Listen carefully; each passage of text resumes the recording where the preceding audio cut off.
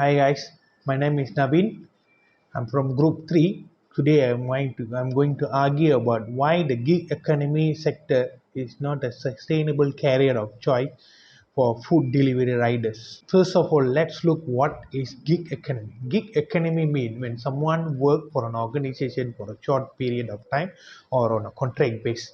That means they are not considered as a permanent staff or permanent employees because they work for a short period time or task based job. That means they are considered as non-permanent. What is worrying now is many school level seems to be interested to be in the gig economy, which gained its popularity recently due to the COVID. Let's look at some interesting parts of the gig economy or being a food delivery rider. The main reason is the handsome amount or decent amount offered by the gig economy. Some riders can earn as much as the graduate earning in a company. Okay, another interesting part is the minimum requirement and no specific skill is needed for an entry-level worker, which attracted more younger generation to be the food delivery rider. And another popular reason is the flexible hours is preferred by the riders. They can choose when they wanted to start their days. That means there is no string attached between the rider and their service provider, which seems to be like they became their own boss at their job. Every point seems to be promising when becoming a rider, but unless they realize they are losing hefty amount of welfare benefits and in terms of employment benefit which going to affect them in a very long term. For example, there is no EPF deduction. That means no compulsory retirement saving for their future. Even though many riders are claiming that they are receiving a very good amount of pay, but how long they can manage and sustain their saving when they are going to retire, because they are not going to be a rider for a very long term or until their retirement age. And when it's come to EPF deduction, not only the salary from the employees is deducted monthly, but their employers is also regulated to do the contribution into their employees account. In a very long term, for example, some companies offered as high as 13 percentage monthly for their employees EPF contribution. Not only that, the government also will be using that amount for investment, and there is a very good of record for the past few decades that at least minimum of 6% of dividend is shared among the EPF account holder. And just imagine in 15-20 years how much of money the riders is going to lose without this EPF deduction. And this is the saving they are going to use when they retire. And again, in the gig economy, because we are not considered as non-permanent staff, then we are not eligible for social deduction, which means there is no protection before, during, or even after work. As we can see every day on the road, so many riders are rushing throughout the heavy traffic to deliver their customers' order. And let's say something bad happened or even fatalities, and you are the only breadwinner of the family. What's going to happen next? SOXO is a program provided by the government to protect the employees, to protect the labor force in Malaysia. And it's not a good idea to put you in a place where there is no social security and insurance coverage such as SOXO provided by the government.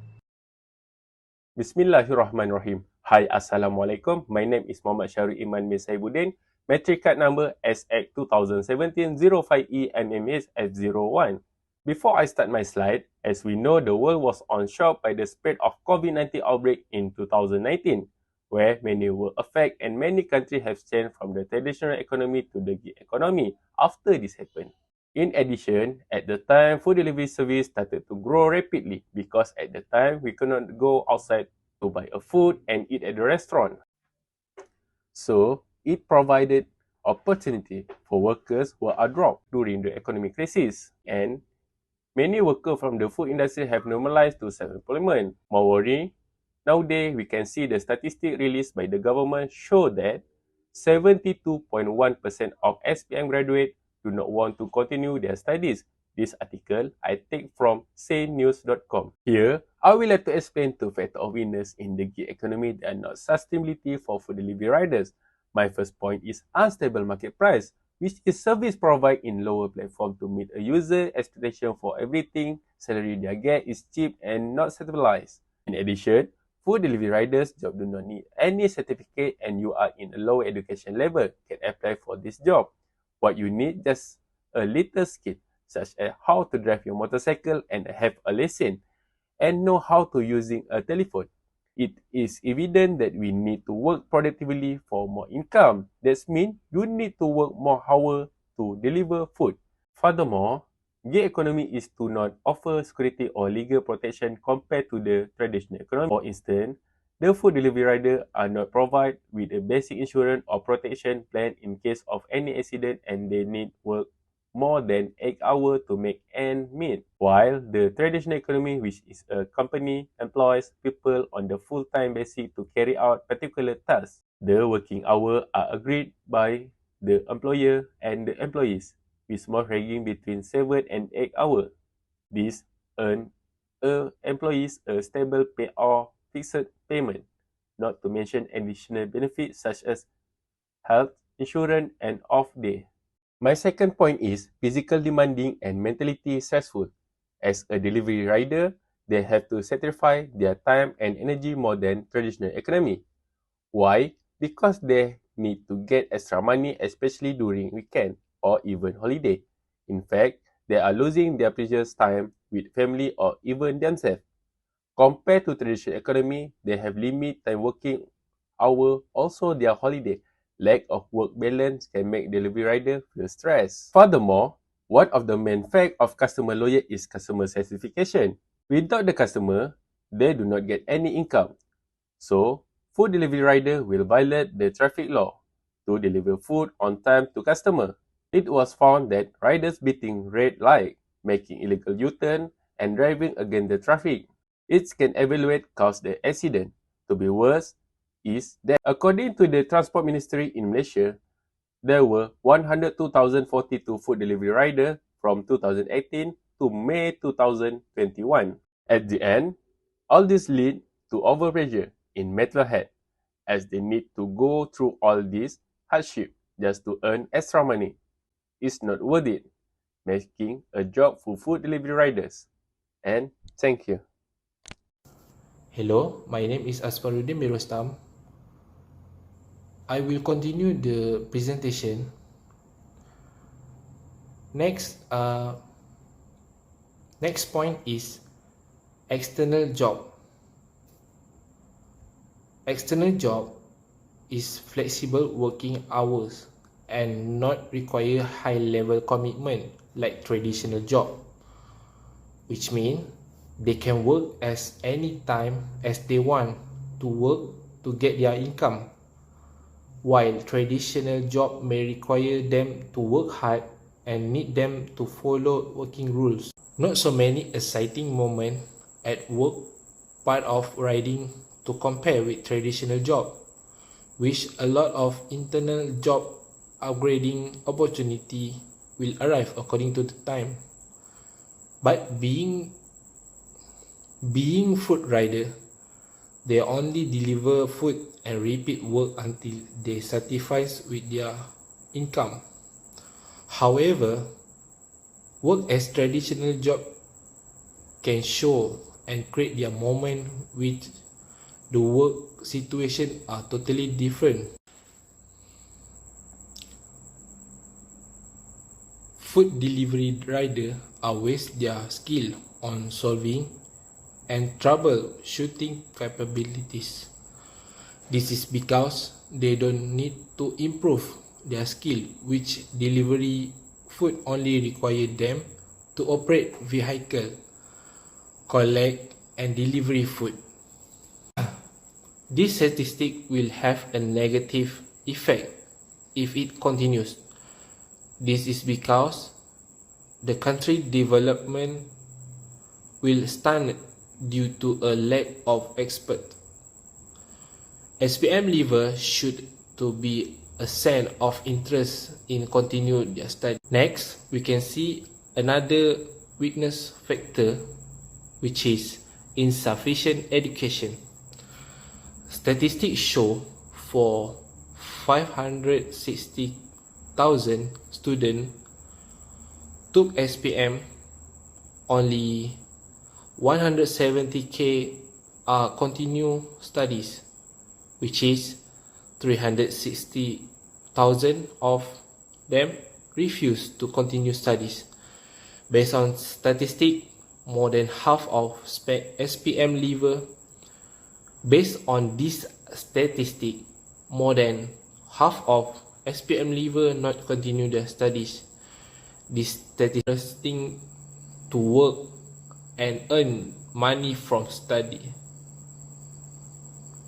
It is also facing with mental health come up work students, and also some of it stress during online class. Being delivery may give them freedom in their life, which is they are not bound by any rule. Work rule cause a person to obey because they need to be responsible for their work. This student will not grow and lack of skill and knowledge because of focusing on making a money. Everyone needs to improve their ability, identify their own skills, and improve their knowledge. Lack of knowledge and skill requires someone to find longer work experience to find new work. Hi and Assalamualaikum. My name is Muhammad Rahmi bin Rahman and my metric number ID is SX2017 EMMH F01, and I am a part-time student of mechanical engineering, and I would like to continue my group presentation on suggestion part. Suggestion part, we can contribute to 3 points. Okay, point number one, to allow all the rider and who are involved in the gig economy to allocate their fund into the APF. So there is for the retirement plan and also for the saving plan, and they can enjoy as the member, such as annual dividend and also the tax relief. Point number two for our suggestion is service provider to ensure all the rider submitted the insurance cover letter first before they joining them. It is because the work will involve with the dangerous and will cause of the accident, and if the accident they can cover as well on its. And point number three for the government part, government should be provide the on-job training same as the other services. It's not only the face-to-face classes, or it can be the online classes for upgrading the skill of drivers and to improve their knowledge skills. Okay, that's all for the suggestion part. And we go to the conclusion part. Point number one for the conclusion, the gigs economy for the food delivery driver still look like still a lot of weaknesses that we can find. The second point of the conclusion that we can find that the food delivery services for the young person is not suitable for them because the work is not capable to expand their knowledge and their skill because these work are not require high level skill and the high level knowledge of the work. And the last point of the conclusion, we can conclude that these jobs are not suitable for the family and long future career because they need the long working hours and working on the weekend and all the people a lot of people should be need the rest and some time with the families.